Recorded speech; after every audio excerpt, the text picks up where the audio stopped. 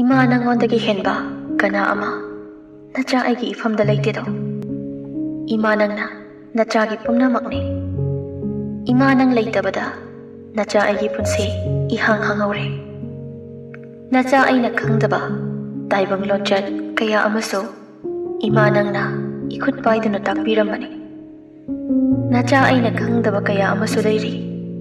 ꯃꯁꯦ Ima ꯅꯪꯅ ꯇꯥꯛꯇꯨꯅ नचा आईना करम खंगनी. इमाओ नुंगसिबी इमा नतौ येंगलगा नोकजाबा चिनबासे पुंसिगी ओइना उमसिनख्रोरा. अमंबना थल्लबा पुंसि लंबिदा इमांगदा लेप्तुना थांवै पाइबिरंबी इमा नचाना कौजरिये इमा. कहिदा लोटबगे कहिदा लैबगे नुंगदांगदो इसिक चिकले. nganba mamagi famangda famduna Mamana matam chupada yadaduna lekhiba hamungduda tapli tapli nanduna. Ima ngasidagidi amuk hana hamungsida nang hiparoiko.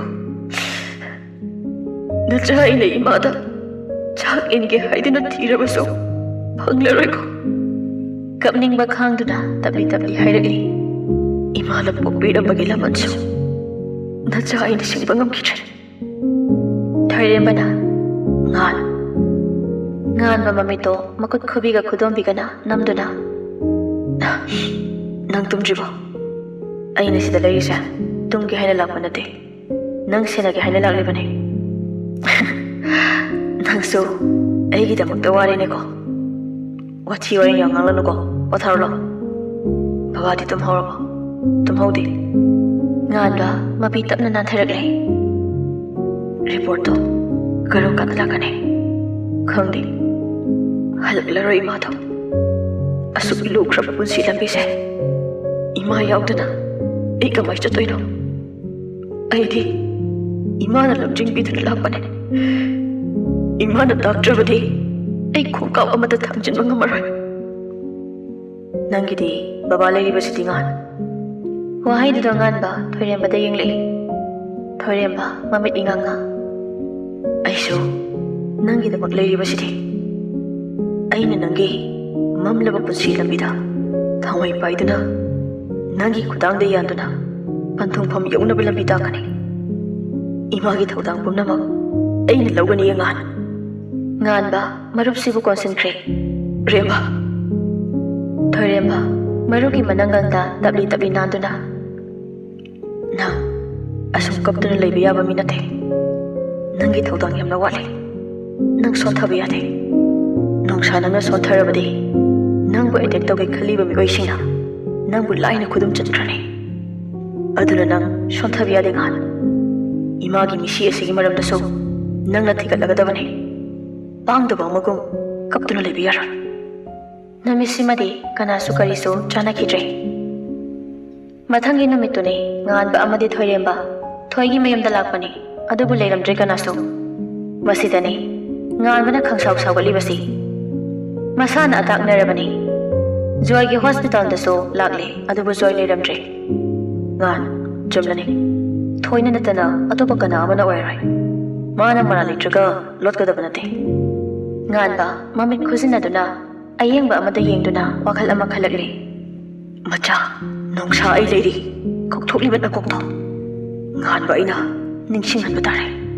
Nganbado grong chatkiduna magi gariduna kakhatuna famkhre aduga starringduda makhut animak chetna paiduna maya karkrak tiknaduna ayengba amada yengduna thoirenbasu kakhalakduna famlare aduga nganbagi sagaliba ido khongjel hapkale. Makhoina fana lotuna so nang nupane nangna ngamnaba thigadabane. Nganba wangang khidre thoiremba tamna nganbagi makhuttuda paisinbiri. Nangna kana ama darkar lerapana nangi damak nangi marup ama leri haiba kawanu ko nganba thoigi imungi maramda thiba horakle. Aina thiriba potuna lapna leiraga aina mafamsida suru naiduna thiraga kadaidagi fangani. Potuna leiriba mafamduda mitna sukeng yengdana kadaidagi aduda lei khangani. Adumakni nungsi mangonda thokibadi. Adubu arapadasu yenglakle thoibu thibada ꯍꯨꯠꯇꯨꯅ ꯌꯦꯡꯕ ꯃꯤꯠꯌꯦꯡꯗꯨꯅ ꯌꯦꯡꯂꯛꯄꯗ ꯀꯔꯤꯒꯤꯁꯨ ꯐꯪꯂꯣꯏ꯫ ꯃꯊꯪꯒꯤ ꯅꯨꯃꯤꯠꯇꯨꯗ ꯊꯣꯏꯒꯤ ꯂꯩꯐꯝ ꯈꯪꯂꯦ꯫ ꯃꯗꯨꯗꯒꯤ ꯑꯈꯥꯕ ꯃꯤꯅꯣꯛ ꯑꯃ ꯅꯣꯛꯂꯛꯂꯦ꯫ ꯑꯗꯨꯕꯨ ꯆꯠꯇꯦ, ꯃꯁꯤ ꯂꯦꯡꯗꯦ꯫ ꯄꯣꯁꯠꯃꯣꯔꯇꯦꯝꯒꯤ ꯔꯤꯄꯣꯔꯠ ꯉꯥꯏꯔꯤ꯫ ꯃꯔꯛꯁꯤꯗ ꯄꯨꯔꯦꯜ ꯑꯃꯗꯤ ꯂꯩꯍꯤ ꯄꯥꯎ ꯐꯥꯎꯅꯕ ꯉꯝꯗ꯭ꯔꯦ꯫ ꯂꯩꯅꯥ ꯃꯆꯥꯒꯤ ꯐꯃꯨꯡ ꯃꯆꯤꯗ ꯐꯝꯗꯨꯅ ꯃꯆꯥꯒꯤ ꯁꯣꯛꯆꯤꯜꯂꯕ ꯍꯛꯆꯥꯡꯗꯣ ꯌꯦꯡꯂꯛꯂꯦ꯫ ꯏꯃꯥ ꯕꯕꯥ ꯆꯠꯂꯨꯒꯦ ꯍꯥꯏꯕꯁꯨ ꯅꯪꯅ ꯌꯥꯗꯕ꯫ ꯄꯨꯔꯦꯜ ꯈꯨꯝꯂꯛꯇ꯭ꯔꯦ꯫ ꯏꯃꯥ ꯍꯣꯏꯕꯨ ꯀꯩꯗꯧ ꯍꯥꯏꯕꯅꯣ ꯌꯥꯏꯃ? ꯏꯆꯥꯒꯤ ꯁꯣꯛꯆꯤꯜꯂꯕ ꯍꯛꯆꯥꯡꯁꯤ ꯌꯦꯡꯗꯨꯅ ꯁꯨꯝ ꯂꯩꯈꯣ ꯍꯥꯏꯕ꯭ꯔꯥ? ꯄꯨꯔꯦꯜꯗꯣ ꯇꯞꯂꯤ ꯇꯞꯂꯤ, ꯏꯃꯥ, ꯃꯥꯒꯤ ꯏꯃꯥꯒ ꯕꯕꯥꯒꯗꯣ ꯀꯃꯥꯏ ꯇꯧꯔꯒ ꯁꯥꯎꯕ ꯐꯍꯟꯒꯅꯤ? ꯑꯩ ꯈꯪꯗ꯭ꯔꯦ꯫ ꯑꯗꯣ ꯏꯃꯥ ꯕꯕꯥ ꯆꯠꯇꯨꯅ ꯍꯥꯏꯖꯔꯨꯒꯦ ꯍꯥꯏꯔꯦꯗꯅ ꯁꯨꯝ ꯂꯩꯔꯒ ꯑꯐꯕ ꯑꯃꯠꯇ ꯄꯨꯔꯛꯂꯣꯏꯅꯦ ꯌꯥꯏꯃ ꯅꯪꯕꯣ꯫ ꯄꯨꯔꯦꯜ ꯈꯨꯝꯂꯛꯈꯤꯗ꯭ꯔꯦ꯫ ꯂꯩꯅꯥ ꯃꯈꯨꯠꯇ ꯄꯥꯏꯔꯤꯕ ꯆꯝꯐꯨꯠꯇꯣ ꯁ꯭ꯄꯨꯟꯗꯨꯅ ꯈꯔ ꯀꯣꯠꯂꯒ, ꯁꯦ ꯆꯝꯐꯨꯠꯁꯦ ꯈꯔ ꯆꯥꯕ ꯌꯥꯕ꯭ꯔꯥ ꯌꯦꯡꯁꯤ꯫ ꯄꯨꯔꯦꯜ ꯃꯌꯥ ꯀꯥꯊꯣꯔꯛꯇ꯭ꯔꯦ꯫ ꯅꯄꯥꯁꯨ ꯌꯥꯝ ꯅꯨꯡꯉꯥꯏꯇ꯭ꯔꯕꯅꯤ ꯅꯪꯒꯤ ꯅꯇꯧꯁꯤꯗ꯫ ꯆꯥꯗꯤ ꯆꯥꯅꯤꯡꯕꯅꯤ ꯑꯩꯁꯨ, ꯑꯗ ꯈꯅꯥꯎꯁꯤꯗ ꯄꯟꯕ ꯑꯃ ꯌꯥꯎꯗꯨꯅ ꯂꯩꯔꯦ꯫ ꯂꯩꯅꯥ ꯋꯥ ꯉꯥꯡꯐꯝ ꯈꯪꯗ꯭ꯔꯦ꯫ ꯃꯁꯥꯅ ꯅꯣꯡꯃ ꯅꯣꯡꯃꯒꯤ ꯐꯤꯕꯝ ꯁꯣꯛꯆꯤꯜꯂꯛ ꯌꯦꯡꯕꯁꯨ ꯉꯝꯖꯗ ꯁ꯭ꯌꯥꯝꯆꯟ ꯑꯃꯗꯤ ꯔꯤꯇꯥ ꯑꯅꯤꯒꯤ ꯃꯅꯥꯛꯇ ꯆꯠꯇꯨꯅ ꯃꯃꯧꯕꯨ ꯕꯤꯈ꯭ꯌꯥ ꯅꯤꯖꯔꯨꯒꯦ ꯍꯥꯏꯅ ꯆꯞ ꯌꯨꯡꯅ ꯈꯟꯈ꯭ꯔꯦ꯫ ꯑꯗꯨꯅ ꯃꯆꯥꯗ ꯍꯥꯏꯐꯦꯠ ꯌꯦꯡꯂꯝꯂꯕ ꯃꯇꯨꯡ ꯍꯧꯒꯠꯇꯨꯅ ꯊꯣꯛꯈ꯭ꯔꯦ꯫ ꯇꯁꯦꯡꯅ ꯄꯨꯔꯦꯜ ꯍꯧꯒꯠꯇꯨꯅ ꯆꯠꯄ ꯐꯥꯎꯕ ꯉꯝꯗ꯭ꯔꯕꯅꯤ꯫ ꯌꯥꯝ ꯊꯤꯅ ꯁꯣꯛꯆꯤꯟꯈ꯭ꯔꯦ꯫ ꯍꯥꯟꯅꯗꯒꯤ ꯃꯁꯥꯗꯣ ꯀꯥ ꯍꯦꯟꯅ ꯐꯕꯃꯛꯇꯤ ꯅꯠꯇꯕꯅꯤꯅ ꯃꯁꯥꯗꯣ ꯄꯥꯔꯞ ꯇꯧꯔꯒ ꯋꯥꯡꯕꯅꯤ꯫ ꯂꯩꯅꯥꯅ ꯄꯦꯔꯨꯝ ꯀꯥꯗ ꯆꯪꯂꯛꯄ ꯑꯗꯨꯗ ꯁꯣꯐꯥꯗ ꯐꯝꯗꯨꯅ ꯂꯩꯔꯝꯕ ꯅꯨꯄꯥꯗꯣ ꯃꯥꯒꯤ ꯅꯨꯄꯤꯗ ꯌꯦꯡꯂꯛꯏ꯫ ꯑꯗꯨꯒ ꯋꯥ ꯑꯃꯠꯇ ꯉꯥꯡꯂꯛꯇ꯭ꯔꯦ꯫ ꯃꯣꯏ ꯕꯕꯥ ꯀꯧꯗꯨꯅ ꯆꯪꯁꯤꯟꯗꯨꯅ ꯁꯣꯐꯥꯗ ꯐꯝꯊꯔꯛꯏ꯫ ꯀꯩꯗꯧꯔꯦ? ꯔꯤꯇꯥꯒꯤ ꯃꯅꯥꯛꯇ ꯆꯠꯂꯒ ꯑꯃꯨꯛꯇꯗꯤ ꯍꯥꯏꯖꯔꯨꯁꯤꯕ꯫ ꯊꯣꯏꯕ ꯃꯥꯒꯤ ꯅꯨꯄꯤꯗ ꯑꯣꯟꯁꯤꯜꯂꯛꯂꯦ꯫ ꯑꯗꯨꯒ ꯆꯤꯡꯅꯕ ꯈꯣꯟꯖꯦꯜꯗ, ꯃꯈꯣꯏꯕꯨ ꯉꯥꯛꯄꯤꯔꯛꯈꯤꯒꯗ꯭ꯔꯅꯦ? ꯃꯣꯏ ꯕꯕꯥ꯫ ꯊꯣꯏꯕ ꯎꯞꯂꯤꯕ ꯑꯅꯣꯛꯇꯨ ꯂꯧꯊꯣꯛꯇꯨꯅ ꯇꯦꯕꯜꯗ ꯊꯝꯈ꯭ꯔꯦ꯫ ꯑꯗꯨꯒ ꯃꯃꯤꯠꯇꯣ ꯅꯣꯡꯊꯛꯇ ꯌꯦꯡꯈꯠꯇꯨꯅ, ꯍꯥꯠꯀꯦ ꯍꯥꯏꯅ ꯐꯥꯎ ꯈꯜꯂꯨꯔꯕꯅꯤ ꯅꯨꯄꯤ ꯃꯆꯥꯗꯣ꯫ ꯃꯤꯒꯤ ꯃꯆꯥꯅꯨꯄꯤꯗꯣ ꯑꯩꯈꯣꯏꯅ ꯀꯔꯤꯁꯨ ꯈꯟꯗꯕꯤꯗꯣ ꯃꯥꯒꯤ ꯃꯃꯥ ꯃꯄꯥꯒꯤꯗꯤ ꯁꯅꯥꯅꯤ ꯑꯣꯏꯔꯝꯗꯧꯔꯤꯕꯁꯦ꯫ ꯃꯆꯥꯅꯨꯄꯤꯗꯣ ꯑꯩꯈꯣꯏꯅ ꯍꯥꯠꯀꯦ ꯍꯥꯏꯕ ꯐꯥꯎ ꯈꯜꯂꯨꯕꯗ ꯅꯠꯇ ꯍꯥꯠꯅꯕ ꯊꯧꯔꯥꯡ ꯐꯥꯎꯕ ꯇꯧꯈꯤꯕꯅꯤ꯫ ꯁꯤꯗ ꯑꯩꯈꯣꯏꯅ ꯏꯆꯥ ꯅꯨꯡꯁꯤꯕꯒꯤ, ꯏꯆꯥꯒꯤ ꯃꯇꯧ ꯌꯦꯡꯕ ꯉꯝꯗꯕꯒꯤ ꯍꯥꯏꯖꯔꯨꯕꯗ ꯑꯣꯏꯖꯕ ꯊꯤꯕ ꯑꯣꯏꯅ ꯊꯣꯛꯀꯅꯤꯅꯦ ꯃꯃꯥ ꯅꯪꯕꯣ꯫ ꯑꯗꯨꯗꯤ ꯁꯨꯝ ꯂꯩꯔꯁꯤ ꯍꯥꯏꯕ꯭ꯔꯣ? ꯂꯥꯜꯂꯨꯕꯗꯣ ꯂꯥꯜꯂꯨꯔꯦ ꯈꯪꯂꯕꯗꯤ ꯂꯥꯜꯂꯦ ꯍꯥꯏꯖꯔꯨꯒꯗꯕ ꯅꯠꯇ꯭ꯔꯣ ꯃꯣꯏ ꯕꯕꯥ? ꯊꯣꯏꯕ ꯁ꯭ꯇꯔ ꯑꯃ ꯍꯣꯟꯗꯣꯛꯇꯨꯅ, ꯍꯣꯏ ꯆꯠꯂꯨꯔꯁꯤ꯫ ꯑꯗꯨꯗꯤ ꯑꯩ ꯂꯣꯏꯁꯤꯜꯂꯒꯦꯀꯣ ꯃꯣꯏ ꯕꯕꯥ꯫ ꯅꯨꯃꯤꯠ ꯊꯥꯒꯗꯣ ꯌꯦꯡꯂꯒ ꯏꯔꯦꯟꯖꯅ ꯆꯠꯁꯤꯗ ꯃꯃꯥ ꯅꯪꯕꯣ꯫ ꯇꯍꯥꯒꯅꯨ꯫ ꯑꯩꯗꯤ ꯅꯨꯃꯤꯠ ꯑꯐꯕ ꯑꯃ ꯉꯥꯏꯕ ꯉꯝꯃꯔꯣꯏ꯫ ꯍꯩꯃꯥ, ꯃꯁꯤꯗꯤ ꯀꯩꯅꯣꯝꯅꯤꯅ꯫ ꯑꯍꯣ, ꯏꯆꯥꯒꯤ ꯃꯇꯧꯁꯦ ꯃꯃꯥ ꯑꯩꯗꯤ ꯌꯦꯡꯕ ꯉꯝꯖꯗ꯭ꯔꯕꯗꯣ꯫ ꯍꯣ, ꯑꯩꯗꯤ ꯌꯦꯡꯕ ꯉꯝꯂꯝꯒꯅꯤ ꯁꯤꯔꯣ ꯅꯪꯅ ꯍꯥꯏꯁꯦ? ꯍꯥꯟꯅꯗꯤ ꯌꯦꯡꯕ ꯉꯝꯗꯥꯏꯅꯦ, ꯑꯗꯨꯝ ꯉꯝꯂꯝꯗꯧ ꯃꯥꯟꯕ꯫ ꯊꯣꯏꯕ ꯈꯨꯝꯂꯛꯇ꯭ꯔꯦ꯫ ꯂꯩꯅꯥꯁꯨ ꯃꯈꯥ ꯇꯥꯔꯨꯗ꯭ꯔꯦ꯫ ꯃꯤꯑꯣꯏꯕ ꯍꯥꯏꯕ ꯃꯤꯑꯣꯏꯕꯁꯤ ꯃꯈꯜ ꯌꯥꯝꯃꯤ꯫ ꯃꯤꯒꯤ ꯐꯠꯇꯕ ꯇꯧꯔꯒ ꯊꯃꯣꯏꯗ ꯅꯨꯡꯉꯥꯏꯖꯕ ꯑꯃ, ꯑꯗꯨꯒ ꯑꯃꯅ ꯑꯩꯅ ꯁꯤ ꯇꯧꯕꯗ ꯅꯠꯇ꯭ꯔꯒ ꯁꯤ ꯍꯥꯏꯕꯗ ꯃꯥꯅ ꯀꯔꯤ ꯈꯟꯈꯤꯅꯤ ꯅꯨꯡꯉꯥꯏꯒꯗ꯭ꯔꯥ ꯈꯟꯕ ꯃꯤꯑꯣꯏ ꯑꯃ꯫ ꯃꯤꯒꯤ ꯅꯨꯡꯉꯥꯏꯅꯕ ꯈꯟꯕꯗ ꯏꯁꯥꯒꯤ ꯅꯨꯡꯉꯥꯏꯕ ꯃꯥꯡꯍꯟꯖꯕ ꯃꯤꯁꯨ ꯂꯩꯇꯕ ꯅꯠꯇꯦ꯫ ꯑꯗꯨꯒꯨꯝꯕ ꯃꯌꯥꯝꯒꯤ ꯃꯔꯛꯇ ꯊꯣꯏꯁꯨ ꯑꯃꯅꯤ꯫ ꯑꯩꯒꯤ ꯑꯄꯥꯝꯕ ꯐꯪꯗ꯭ꯔꯀꯥꯟꯗ, ꯑꯩꯅ ꯄꯥꯝꯗ꯭ꯔꯀꯥꯟꯗ ꯃꯤꯑꯣꯏꯕ ꯑꯃꯒꯤ ꯄꯨꯟꯁꯤꯕꯨ ꯀꯔꯤꯁꯨ ꯂꯩꯇ ꯈꯟꯕ, ꯃꯤꯕꯨ ꯍꯥꯠꯄ ꯉꯝꯕ ꯅꯨꯄꯤ ꯑꯃꯅꯤ꯫ ꯃꯥꯒꯤ ꯃꯕꯨꯛꯇ ꯑꯐꯕ ꯑꯃꯠꯇ ꯈꯟꯕ ꯉꯝꯗꯦ꯫ ꯉꯥꯟꯕꯅ ꯃꯥꯒꯤ ꯃꯄꯥꯕꯨ ꯄꯨꯊꯣꯛꯇꯨꯅ ꯃꯤꯌꯥꯝꯗ ꯄꯤꯈꯤꯕ ꯃꯤꯀꯨꯞ ꯑꯗꯨꯗꯒꯤ ꯊꯕꯥꯕꯨ ꯍꯥꯠꯅꯤꯡꯕꯒꯤ ꯏꯍꯨꯜ ꯍꯦꯟꯒꯠꯂꯛꯈ꯭ꯔꯕꯅꯤ꯫ ꯂꯩꯍꯥꯎꯅ, ꯀꯔꯤ ꯄꯥꯎ ꯇꯥꯔꯤ? ꯊꯣꯏ ꯃꯄꯥꯒꯤ ꯃꯃꯥꯏ ꯃꯃꯤꯠꯇꯣ ꯐꯤ ꯑꯃꯣꯟꯕ ꯑꯃꯅ ꯅꯥꯟꯊꯣꯛꯂꯝꯕꯅꯤ꯫ ꯃꯃꯥꯒꯤ ꯋꯥꯍꯩꯗꯨꯗ ꯃꯃꯥꯗ ꯌꯦꯡꯂꯛꯏ꯫ ꯑꯗꯨꯒ ꯅꯣꯛꯇꯨꯅ, ꯀꯔꯤꯕꯨ ꯇꯥꯔꯨꯅꯦ ꯍꯥꯏꯒꯦ? ꯃꯃꯥ ꯅꯤꯡꯕ ꯃꯆꯥꯗꯣ ꯃꯃꯥ ꯏꯕꯦꯝꯃ ꯂꯩꯇ꯭ꯔꯕꯅꯤꯅ ꯉꯥꯎꯔꯝꯂꯅꯤꯅꯦ꯫ ꯀꯩ ꯀꯥꯟꯅꯩ? ꯃꯃꯥꯒꯤ ꯍꯛꯀꯟꯗ ꯑꯩꯉꯣꯟꯗ ꯃꯥꯅ ꯐꯨꯔꯤꯁꯦ ꯐꯅ ꯌꯥꯝꯂꯕꯅꯤ꯫ ꯍꯧꯖꯤꯛꯇꯤ ꯅꯨꯡꯉꯥꯏꯕꯅ ꯂꯣꯏꯔꯝꯂꯅꯤꯅꯦ꯫ ꯑꯗꯣ ꯑꯩ ꯃꯗꯨꯏ ꯑꯉꯥꯡꯗꯣ ꯀꯌꯥ ꯍꯩꯅꯗꯦꯀꯣ꯫ ꯃꯥꯅ ꯑꯩꯈꯣꯏꯗ ꯀꯔꯤ ꯑꯃꯨꯛ ꯇꯧꯔꯛꯀꯗꯧꯔꯤꯕꯅꯣ ꯈꯪꯕ ꯅꯠꯇꯦ꯫ ꯀꯔꯤꯕꯨ ꯇꯧꯔꯛꯀꯅꯤ ꯍꯥꯏꯒꯦ? Hay, nang na khangdaba khara leine. Madui nupa masado mama mapaga yamna khetnabani. Sorry haibada irai laina. It's okay haigadaba mi natine. Mana amu yakhidradi mi duna awaba taraba phauba kahanduna chakadaba mi ni ne. Nang na so adu koina leminarakpado magi magul khangdro. As ima bit hanbawa yam haizilakano hainade. Lehau masagi makokta kaksi hatuna. Nang se yam pangi nei bema. Thabak ama tawbada wakhal sukan khanthajiba sibu karigino haibanida. As ima hoina aina kamai lei khangma nate. Khangsu khangdana wanglakano. I karaktana mapadasu haluni. Mi ama halurati mari haninglakpra nang. Adaidi nganbana nangakto kakki mai haijaraksani. Tarai khallura malini nang. Magi warido ai taninge. Aikhoi pulap amu lotuna leire. Kayam kui phau lotuna leiba ngamgani. Makhoigi leifamse nganbana khangkhre haibasimadi khangzadribani. Khangdanaba haidunabo nganbana makhoida action amata laukhatribani. Mana ngamgena ngamlabada kadai faw ngamne aigi sumi watena. Amukso machagi apangba waduda masagi makokta induna. Hai, nangi angang soinauduna nganbaga kamai panadoino. Masi kuiraga gadha sumoiraklibasibu kamdawbano khangdene mase. Nongreng khombado angang oijarasu paisa paikhrabazani imana khangloi. Paisa dun hekta yarabra haibani ne nangbo. As aidi kokse saida ai. Thoi sauduna phido vetu da langsinduna. Aina bu tawde aigi misangda amata layardamne. Haiduna tholakli. Mano hospital room dagi tholakpado atopa room gi thongzinda leptuna amubu phizol setba mamai mamit khumba nupaduna manada phone naptuna yengli. Wa ngangbra haibadumadi khangdre machindo max amubu ama upana. Tawbatabu nupado masamawu yam phai. Thoi mapanda hospital gi garden machaduda tholaktuna fami. Aduga mi halubagi hongnabi masado kithi kirumdi tawse. Wakhandasu afaba amata khanma ngamdre. Mana fataba tawrasu mi makti hatabanina. Hanadi ngihak wakhal warasu ngihak leiraga fabani. Aduba ngasidi wathaba yadre. Mana mi haluba namit adudagi tumbasu yadrabani. Napi masa dugi mathakta fami aduga makhong konsili. Makhong duda makhut ani changna konduna khuruda khadang thamduna wakhan khalakle. Nangna karigamba aibu thengna khragana kamdawba. Nongreng khombana aibu kanba ngamdawribra. Aduga hojik sena aina hatbani khanglaba zala. Mamita uri thabana. Kaina thoi kaidawre. Thoi noksinadana imagi sakpiba changlakpani. Onthok ngankreda. Babado anganbagi meeting lei haibaduda changana thonglaba. Babadi chahaurabra. Chahauriye ima chathongnaba tawrasi. Haina spunduna chaktu inba hori. Thabadi mamawgi hanaga manadaba matawduda gyan taraklaboi ningduna thamoi penjana nolakli. Haura ima chaba yanaba haidana aina ngagase phasana tawrabani. Nahan khairi ma khakni nga chaba ahal ani sida pizadabani. Kangsoi mahi charang tawduna sum pizabani. Mamawna pizaba matheldo hauna chathokri.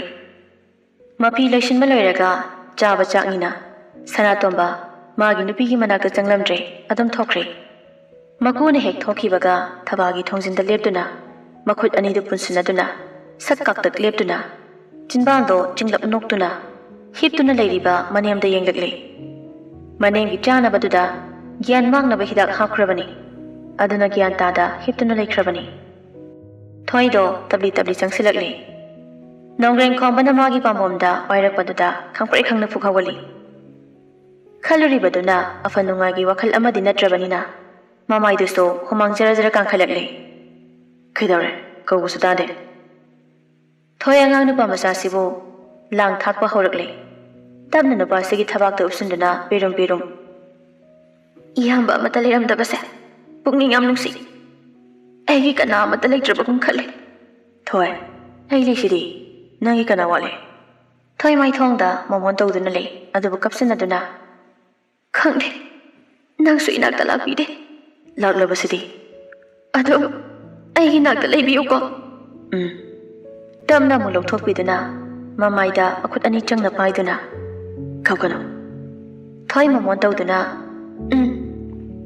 ꯑꯩ hotel ꯑꯃꯨꯛ ꯊꯤꯕꯗ ꯈꯔ ꯊꯦꯡꯗꯣꯛꯈ꯭ꯔꯦ ꯐꯪꯂꯕꯣ ꯅꯪꯗꯤ ꯍꯣꯁꯄꯤꯇꯥꯜꯁꯤꯗ ꯑꯗꯨꯝ ꯂꯩꯒꯗ꯭ꯔꯥ ꯈꯪꯗꯦ ꯑꯩꯒꯤ ꯔꯨꯝꯗꯣ ꯕꯦꯗ 2 ꯁꯨꯕꯅꯤ ꯅꯪꯁꯨ ꯉꯁꯤꯗꯤ ꯑꯩꯒ ꯂꯩꯔꯁꯤ ꯅꯪꯁꯨ ꯅꯍꯥꯟꯈꯩ ꯑꯅꯥꯕꯒꯤ ꯁꯦꯕꯥ ꯇꯧꯕꯗ ꯋꯥꯔꯝꯃꯅꯤ ꯋꯥꯏ ꯍꯥꯏꯗꯨꯅ ꯀꯩꯗꯤ ꯎꯄꯥꯏ ꯂꯩ ꯅꯣꯡꯒ꯭ꯔꯦꯡ ꯈꯣꯡꯕ ꯅꯣꯛꯇꯨꯅ ꯌꯥꯝ ꯋꯥꯔꯧꯔ ꯃꯥꯜꯂꯦꯗ ꯅꯨꯄꯤꯁꯦ ꯋꯥꯔꯧꯖꯗꯦ ꯑꯩꯈꯣꯏꯗꯤ ꯋꯥꯔꯧꯕꯒꯤ ꯏꯇꯤꯛꯀ ꯂꯩꯖꯗꯦ ꯏꯁ ꯅꯨꯡꯗꯥꯡ ꯋꯥꯏꯔꯝꯗꯣ ꯍꯣꯇꯦꯜꯒꯤ ꯃꯇꯦꯡ ꯄꯥꯡꯂꯤꯉꯩꯗꯨꯗ ꯄꯨꯔꯦꯜꯒꯤ ꯃꯃꯥ ꯃꯄꯥꯗꯣ ꯇꯞꯂꯤ ꯆꯪꯂꯛꯄꯗꯨꯗ ꯃꯃꯥ ꯃꯆꯥꯗꯣ ꯉꯛꯅ ꯌꯦꯡꯂꯛꯏ ꯂꯩꯅꯥ ꯏꯀꯥꯏꯔꯞꯇꯤ ꯇꯧꯖꯩ ꯃꯈꯣꯏꯅ ꯇꯧꯔꯤꯕ ꯃꯌꯥꯝ ꯑꯗꯨꯅ ꯑꯗꯨꯕꯨ ꯑꯁꯨꯝꯅ ꯏꯀꯥꯏꯗꯨꯅ ꯁꯨꯝ ꯂꯩꯔꯕꯗꯤ ꯇꯨꯡꯗ ꯑꯐꯕ ꯐꯜ ꯑꯃꯠꯇ ꯂꯥꯛꯀꯗꯕ ꯅꯠꯇꯦ ꯈꯟꯗꯨꯅ ꯏꯀꯥꯏꯒꯤ ꯊꯥꯗꯣꯛꯇꯨꯅ ꯔꯤꯇꯥ ꯁꯥꯎꯅꯤꯡꯂꯁꯨ ꯁꯥꯎꯖꯔꯨꯗ꯭ꯔꯦ ꯏꯆꯦ ꯀꯩ ꯃꯇꯥꯡꯒꯤ ꯂꯩꯅꯥ ꯊꯣꯏꯕꯗ ꯌꯦꯡꯂꯛꯏ ꯑꯗꯨꯒ ꯔꯤꯇꯥ ꯑꯩꯈꯣꯏꯁꯦ ꯏꯀꯥꯏꯕꯅꯁꯨ ꯂꯣꯏꯔꯕꯅꯤ ꯑꯗꯨꯕꯨ ꯏꯀꯥꯏꯒꯤ ꯊꯥꯗꯣꯛꯇꯨꯅ ꯀꯔꯤꯒꯨꯝꯕ ꯑꯃꯠꯇ ꯅꯤꯖꯒꯦ ꯍꯥꯏꯗꯨꯅ ꯂꯥꯛꯂꯤꯕꯅꯤ ꯁꯣꯝꯗ ꯐꯝꯁꯤ ꯏꯆꯦ ꯊꯣꯏꯕ ꯑꯃꯗꯤ ꯂꯩꯅꯥ ꯊꯥꯔꯤꯕ ꯕꯦꯟꯁꯇꯨꯗ ꯐꯝꯃꯤ ꯂꯩꯍꯤꯁꯨ ꯏꯃꯨꯡꯗ ꯆꯪꯈ꯭ꯔꯦ ꯍꯥꯏꯕꯤꯌꯨ ꯏꯆꯦ ꯂꯩꯅꯥꯗꯣ ꯄꯨꯛꯅꯤꯡ ꯅꯨꯡꯁꯤꯅ ꯔꯤꯇꯥ ꯑꯩꯈꯣꯏ ꯂꯥꯟꯈ꯭ꯔꯦ ꯃꯃꯥꯡ ꯊꯛꯇ ꯇꯧꯖꯔꯨꯕ ꯊꯕꯛꯁꯤꯡꯗꯣ ꯅꯆꯦ ꯂꯥꯟꯈ꯭ꯔꯦ ꯅꯆꯦꯕꯨ ꯉꯥꯛꯄꯤꯌꯨ ꯔꯤꯇꯥ ꯇꯨꯃꯤꯟ ꯂꯩ ꯊꯣꯏꯕꯁꯨ ꯌꯥꯎꯁꯤꯜꯂꯛꯂꯦ ꯔꯤꯇꯥ ꯑꯉꯥꯡ ꯑꯅꯤꯁꯤ ꯈꯥꯏꯗꯣꯛꯄꯤꯔꯣꯏꯁꯤ ꯑꯉꯥꯡ ꯑꯅꯤꯁꯤ ꯃꯁꯥ ꯌꯥꯅꯗꯨꯅ ꯆꯦꯟ ꯆꯣꯡꯗꯅ ꯇꯧꯔꯤ ꯑꯁꯨꯝ ꯇꯣꯈꯥꯏ ꯇꯥꯍꯟꯗꯨꯅ ꯊꯝꯕꯁꯤꯁꯨ ꯑꯐꯕ ꯊꯕꯛ ꯑꯃꯗꯤ ꯅꯠꯇꯦ